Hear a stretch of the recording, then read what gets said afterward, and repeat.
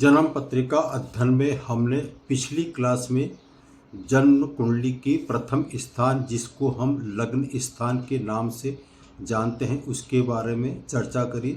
आज हम बात करते हैं जन्म पत्रिका के दूसरे स्थान जिसको हम द्वितीय स्थान कहते हैं। जन्म कुंडली के दूसरे स्थान यानी कि सेकंड हाउस द्वितीय स्थान से हम आँख, नाक, नाखून, वाणी, जीवन शक्ति, धन, खाने पीने का आनंद और पारिवारिक संबंध आदि अनेक गूढ़ से गूढ़ रहस्यों के बारे में चर्चा करेंगे। अधिक विलंब न करते हुए मैं ओम प्रकाश शर्मा ज्योतिष एकाग्र चैनल से आज का विषय प्रारंभ करने से पहले आपसे आत्मनिवेदन, आप इस वीडियो को पूरा देखें और कृपया लाइक का बटन ज़रूर दबाएं। यदि आपके कोई जानकारी चाहते हैं तो आप इसमें कमेंट बॉक्स में ज़रूर कुछ लिखें और इसको आगे बढ़ाएं। यदि आप नए हैं तो आप इसको शेयर ज़रूर कीजिए, यह आपसे आग्रह है। अब हम बात करते हैं जन्म पत्रिका का दूसरा स्थान। यदि हम जन्म पत्रिका देखने से पहले एक जानकारी दे देता हूँ। जिस तरह से हम घड़ी देखते हैं तो घड़ी की सुई चलती है, उसके ठीक विपरीत हम जन्म पत्रिका देखते हैं। यदि हम जन्म पत्रिका देखते हैं तो उल्टी चलते हैं, एंटी क्लॉक जिसको बोलते हैं। आप तब आपके समझ में आएगा। तो जन्म पत्रिका का यदि हम घड़ी के अनुसार चलेंगे तो 12वां स्थान दूसरा स्थान हो जाएगा, ऐसा नहीं है, इसका उल्टा क्रम चढ़ता है। अधिक विलंब न करते हुए हम बात करते हैं दूसरे स्थान अर्थात सेकंड हाउस, जिसके बारे में ये ज्योतिष सूत्र जो हमें मिलते हैं अधिकतर पारस्य ऋषि की पुस्तकों में बहुत ही सरल ढंग से समझाया गया है। इसके अलावा कालिदास जो विद्वान पुरुष रहे हैं उन्होंने ज्योतिष के संबंध में काला अमृत नाम की एक पुस्तक लिखी है, उसमें भी बहुत अच्छे सरल ढंग से समझाया है। यदि आपको विस्तार से जानकारी चाहिए तो आप इन दोनों पुस्तकों का कलेक्शन कीजिए, आपको बहुत अच्छा फ़ायदा होगा। हमारे पारस्य ऋषि जो थे वो बहुत ही हमारे परम दादा थे और उन्होंने अनेक सूत्र हमें ज्योतिष शास्त्र के दिए हैं। तो आज जो हम बात कर रहे हैं जन्म पत्रिका का सेकंड स्थान जब इंसान जन्म लेता है तो प्रथम स्थान से हम उसके शरीर की रचना आदि के बारे में जानकारी बताते हैं। अब दूसरा स्थान जो चलता है एंटी क्लॉकवाइज, तो उसमें हम सबसे पहले उसकी आँखें देखते हैं।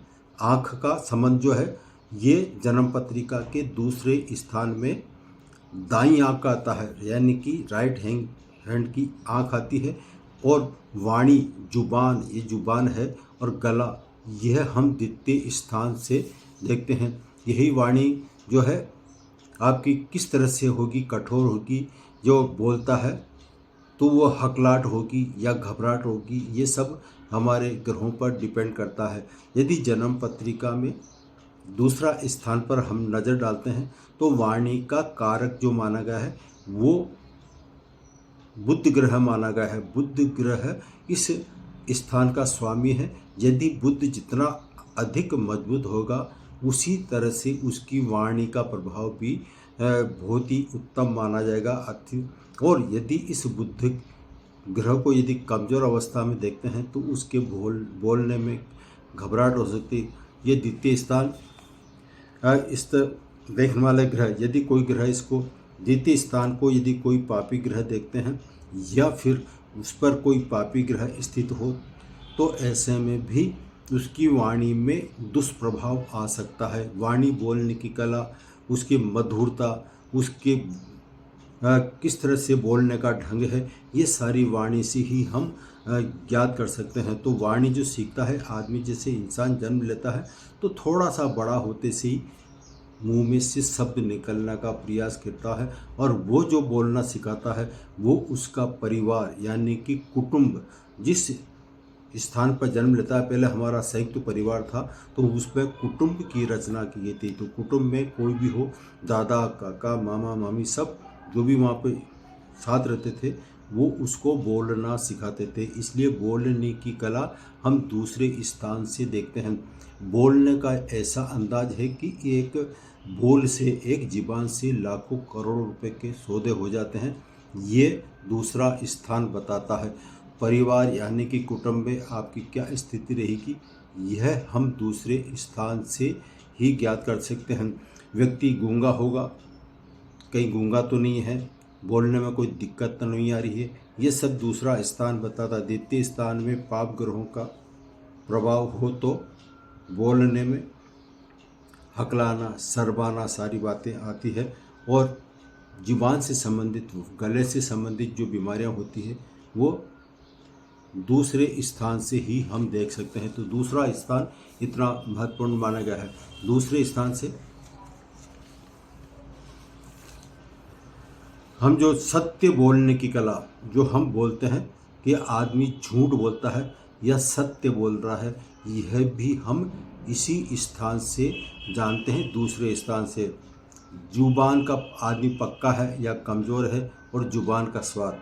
अभी जब स्वाद की बात चली है तो हम खाने पीने में कितना माहिर रहेगा, खाने पीने में इसका गलत शौक रहेगा, सात्विक भोजन करेगा या तामसी या राजसी भोजन का शौकीन होगा, ये सारे खाने पीने की जो यह है वो हम दूसरे स्थान से देखते हैं। दूसरा स्थान इतना महत्वपूर्ण होता है। दूसरे स्थान से हम धन आदि को भी देखते हैं, यानी कि आपके धन कहाँ से आएगा। आप जब कमाने जा रहे हैं तो आपके कमाने की कला, जन्म पत्रिका का दूसरा स्थान जिस स्थान पर स्थित होगा, उसी से हम उसके धन कमाने की कला, यानी कि किस क्षेत्र में यह धन कमा सकता है, यह हम ज्ञात कर सकते हैं।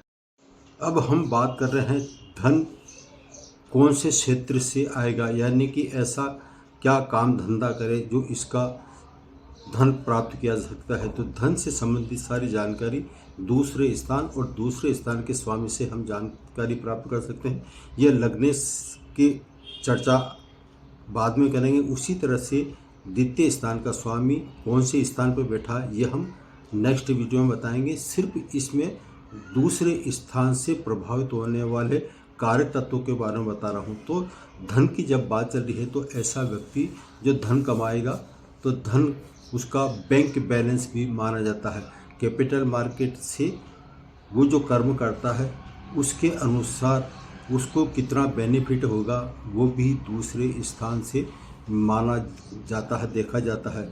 जन्म पत्रिका दूसरा स्थान आपके सेविंग अकाउंट, डिबेट अकाउंट और आपके शेयर मार्केट का डी जो होता है फिक्स डिपॉजिट, शेयर मार्केट का होता है डीमैट अकाउंट और म्यूचुअल फंड आदि जो देखते हैं वो सब हम इसी दूसरे स्थान से ज्ञात कर सकते हैं।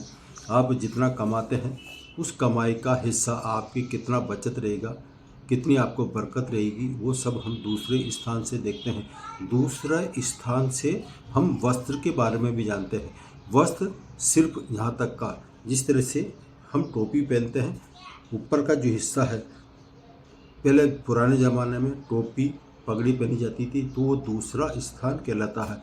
दूसरे स्थान से जो कपड़ा है ऊपर का, और उसके अलावा जो आपने देखा हो पंडित लोग वगैरह जो देखते हैं, या फिर आपने दक्षिण भारत के जितने भी व्यक्ति देखे होंगे उनको कंधे पर कपड़ा डालते हुए देखा होगा। किसी को आपने यहाँ पर जब कंधे पर जितने भी कपड़े डाले जाते हैं वो स्थान दूसरा स्थान कहलाता है। तो दूसरा स्थान इतना महत्वपूर्ण है।